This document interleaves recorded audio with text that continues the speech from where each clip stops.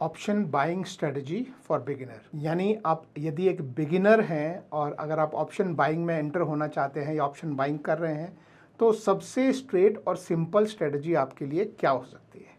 तो इसमें मेरे कुछ रूल्स हैं जो मैं बिगिनर्स को हमेशा बोलता हूं। पहले मैं अपने जो दो बेसिक रूल की मैं यहाँ पे बात करता हूं। पहला रूल जो है वो मेरा है कि आप सिर्फ इंट्राडे में ट्रेड करें, ठीक है। और दूसरा है कि टुवर्ड्स द ट्रेंड, यानी ट्रेंड के साथ में आप ट्रेड करें। पहला तो मैं ये बोलता हूँ कि बिगिनर्स को सिर्फ इससे शुरू करना चाहिए और उसमें भी सिर्फ निफ्टी और बैंक निफ्टी में ही ऑप्शन बाइंग की कोशिश करनी चाहिए। किसी भी स्पेसिफिक जो शेयर हैं जो एफएनओ वाले, उनमें बहुत तेज़ मूवमेंट आ सकता है, अचानक आपके अगेंस्ट भी जा सकता है, तो बहुत बड़ा लॉस भी हो सकता है या बहुत बड़ा आपको फ़ायदा भी दे सकता है। लेकिन अगर आप निफ्टी और बैंक निफ्टी में ट्रेड करेंगे तो थोड़ा सा धीरे धीरे आपको ट्रेड करते करते आपको पूरा सिस्टम समझ में आएगा कि किस तरह से उनकी जो चाल होती है वो आपको समझ में आएगी। तो यदि आप नया नया शुरू कर रहे हैं तो आप इंट्राडे से शुरू करें और ट्रेंड के साथ ट्रेड लें, ठीक है। लेकिन यदि आप इंट्राडे नहीं करना चाहते हैं और पोजिशनल, यानी कि मैंने आज ट्रेड लिया, मैं कुछ दिन के लिए कुछ हफ्ते के लिए मैं उस ट्रेड को होल्ड करना चाहता हूँ, ये एक्सपायरी तक मैं होल्ड करना चाहता हूँ, तो किस तरह से मैं ट्रेड लूँ उसकी हम बात करेंगे। तो ये ऐप आप जो देख रहे हैं ये धन की ऑप्शन ट्रेडर ऐप है। अगर आप लोगों को पता हो तो धन की दो ऐप है, एक ये धन की मेन ऐप है और ये ऑप्शन ट्रेडर ऐप है। तो ये ऑप्शन ट्रेडर ऐप है, तो इसमें मान लीजिए कि आपको ऑप्शन बाइंग करनी है और मान लीजिए आपको जैसे बैंक निफ्टी में ऑप्शन बाइंग करनी है, ठीक है। तो ऑप्शन बाइंग वालों को पहली बात तो ये है कि या तो आप जो है एटीएम पे ट्रेड लें या मैं बोलता हूँ एटीएम +1 पे आप ट्रेड लें। अब +1 का मतलब क्या है कि यदि आप कॉल बाय कर रहे हैं, जैसे मान लीजिए बैंक निफ्टी का एग्जांपल लेते हैं, तो अभी ये 48,800 जो है इसका एटीएम है, राइट। तो ये हो गया एटीएम। तो इसके जो ऊपर की स्ट्राइक है यानी 48,900 वो हो गई एटीएम +1।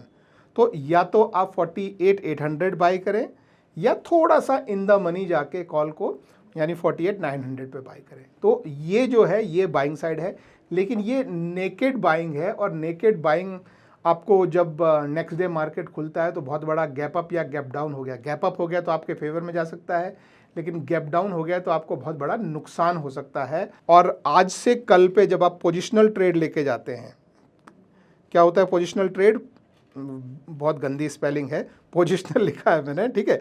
पोजिशनल ट्रेड होता है आपने आज ट्रेड लिया और कल के लिए या परसों के लिए आप उसको कैरी फॉरवर्ड करना चाहते हैं, यानी रात को लेके जाना चाहते हैं। ऑप्शन बायर के लिए सबसे बड़ा घाटा जो होता है वो होता है उसका थीटा डिके। थीटा डिके जिसे हम बोलते हैं, थीटा डिके होता है आपका टाइम वैल्यू का लॉस।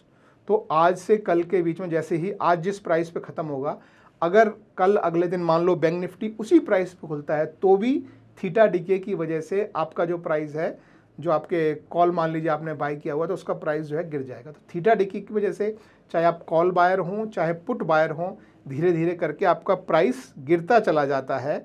तो अगर आपको पोजिशनल ट्रेड लेना है तो आपको उसका हेज लेके जाना पड़ता है, ये एक इम्पॉर्टेंट चीज़ है।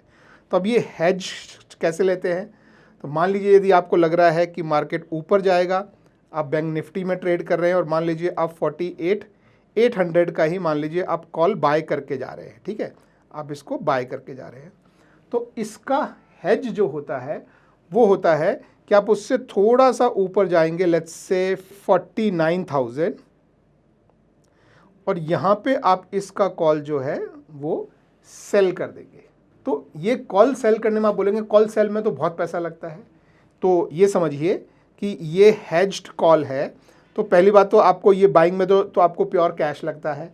इसके लिए जो पैसा लगता है, पहली बात तो हेज पोजीशन है। जैसे बैंक निफ्टी में अभी अगर आप ऐसे देखेंगे तो जैसे अगर आप बैंक निफ्टी में अभी देखेंगे तो हो सकता है आपको 180 के यानी 1,80,000 के आसपास आपको लगे, लेकिन हेज पोजीशन में आपके रिक्वायरमेंट जो है वो 1/3 हो जाती है, यानी आपका 60,000 में आपका ट्रेड आ जाएगा।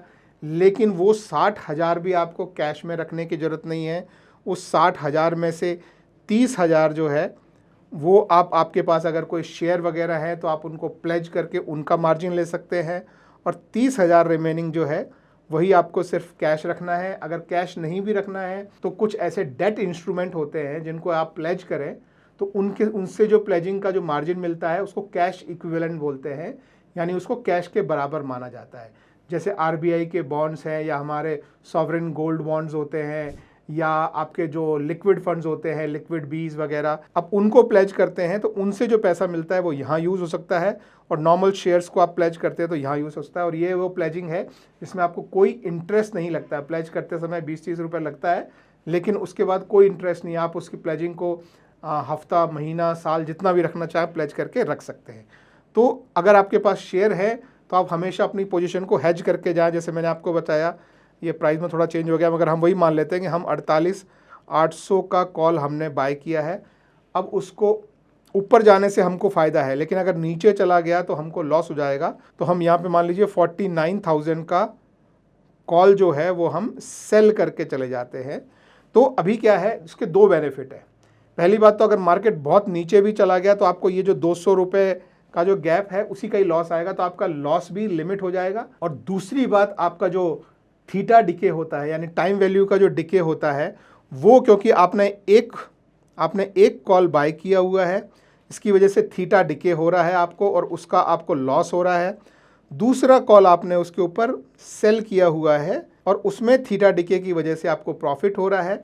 तो इसमें से आपको जितना लॉस हो रहा है उसका लगभग 80% के आसपास थीटा डिके का जो है वो बेनिफिट आपको इसमें मिल जाएगा।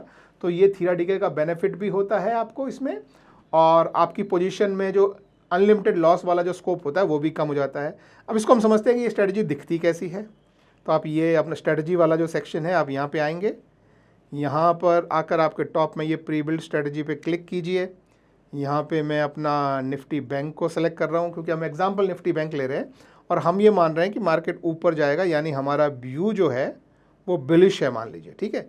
तो हम ये बुलिश वाली स्ट्रेटजीज पे क्लिक करते हैं इस तरीके से, और अब हम कॉल को बुल यानी ऊपर की तरफ, और हम कॉल ही बाय और सेल कर रहे हैं तो उसको बोलते हैं कॉल स्प्रेड, ठीक है। तो ये हमारा हो गया बुल कॉल स्प्रेड। तो हम इस पर क्लिक करते हैं। अब देखिए जो मैं आपको बता रहा था वही यहाँ पे आपको दिखाई देगा। ये देखिए, पहले आपने 48,800 का कॉल आपने बाय किया है, यहाँ पे भी आपने वही बाय कर रहे हैं, इसमें भी अलग अलग स्ट्रेटजीज हैं, ठीक है। अब उसके अगेंस्ट सेल क्या कर रहे हैं, आप सेल कर रहे हैं इसमें 48,900 यानी 100 पॉइंट ऊपर जाके, इसमें आप 49,000 का कॉल सेल कर रहे हैं यानी 200 पॉइंट ऊपर जाके, 49,100 यानी 300 पॉइंट ऊपर जाके। तो जितना भी आप ऊपर जाना चाहें उससे आपका प्रॉफिट और लॉस के नंबर्स जो हैं वो चेंज हो जाते हैं। जैसे मान लीजिए मैं यहाँ क्लिक करता हूँ, आप देखेंगे कि मैक्सिमम प्रॉफिट आपका 1320, मैक्सिमम लॉस 1620। दूसरे पे क्लिक किया यहाँ पर तो आप देखेंगे मैक्सिमम प्रॉफिट भी बढ़ गया लेकिन मैक्सिमम लॉस भी बढ़ गया।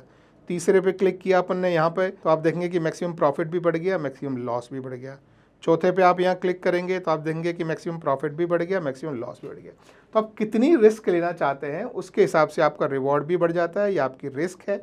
और इनका अगर आप चार्ट देखना चाहते हैं कि चार्ट में कैसे, तो मान लीजिए आप इस पर क्लिक करके किसी पे भी और सीन बिल्डर पे आप क्लिक करेंगे तो यहाँ पे ये जो पे ऑफ चार्ट है यहाँ पे आपको चार्ट दिखाई देगा। तो ये बोल रहा है कि अगर मार्केट ऊपर गया तो आपको इतना प्रॉफिट हो सकता है यहाँ से यहाँ तक, अगर मार्केट नीचे चला गया तो आपको इतना लॉस हो सकता है यहाँ से यहाँ तक। ये प्रॉफिट और लॉस जो है वो आप यहाँ पर भी देख सकते हैं। ये आपका मैक्सिमम प्रॉफिट है, ये मैक्सिमम लॉस है, तो ये आप यहाँ पर देख सकते हैं। ट्रेड लेते समय मैं रिकमेंड करता हूँ कि आप जो है मार्केट प्राइस लगा कर ट्रेड लें। जैसे मैं यहाँ पर ये मार्केट प्राइस लगाकर मैं ट्रेड लूँगा ताकि दोनों जो कि बाइंग की और सेलिंग के दोनों ऑर्डर आपके एक साथ जाएँ, ठीक है। इसी तरह से अगर आप मान लीजिए अब हम ये ऐसे कोई दूसरी स्ट्रेटजी देख लेते हैं, सेम वही हम सीन बिल्डर करते हैं। यहाँ पे आपको आपका पे ऑफ चार्ट दिख जाएगा, यहाँ पे आपको आपकी स्ट्रेटजी का मैक्सिमम प्रॉफिट, मैक्सिमम लॉस और आपको जो है यहाँ पे आपका रिस्क रिवॉर्ड दिख जाएगा। तो आपको एक तो हैजिंग मिल गई, ठीक है, और आपका रिस्क और रिवॉर्ड दोनों जो है ट्रेड लेने से पहले आपको पता लग गया कि आपको कितना प्रॉफिट मैक्सिमम और कितना लॉस हो सकता है। तो अगर अगले दिन बाजार, अगर आपने हैज पोजीशन ली है तो बाजार चाहे कितना भी आपके अगेंस्ट खुल जाए, 1000 पॉइंट 2000 पॉइंट, मैक्सिमम आपको जो लॉस हो सकता है वो आपने ट्रेड लेने से पहले समझ लिया है कि इतना मुझे मैक्सिमम लॉस हो सकता है। तो इस तरह की जो हैज पोजीशन है वो लेकर आप ट्रेड करें, ये मेरा आपको सजेशन है। तो अगर आप बिगिनर हैं तो आप ऑप्शन बाइंग के साथ आप ऑप्शन सेल कर सकते हैं उसको हेज करने के लिए। ये आपको टाइम डिके का बेनिफिट देता है और आपके लॉस को भी रिड्यूस करता है। ये प्रॉफिट को भी रिड्यूस करता है वैसे, लेकिन हम प्रॉफिट में तो हमारी आदत होती है कि हम बहुत जल्दी निकल जाते हैं, आखिर तक होल्ड नहीं कर पाते हैं। लॉस में हम पकड़ के बैठे रहते हैं होप में कि जल्दी आ जाएगा, प्राइस आ जाएगा मेरा, तो वो लॉस को ये कम करता है। ये आपके लिए बेनिफिशियल है। वीडियो कैसा लगा कमेंट करके मुझे बताइएगा। Thank you, bye bye.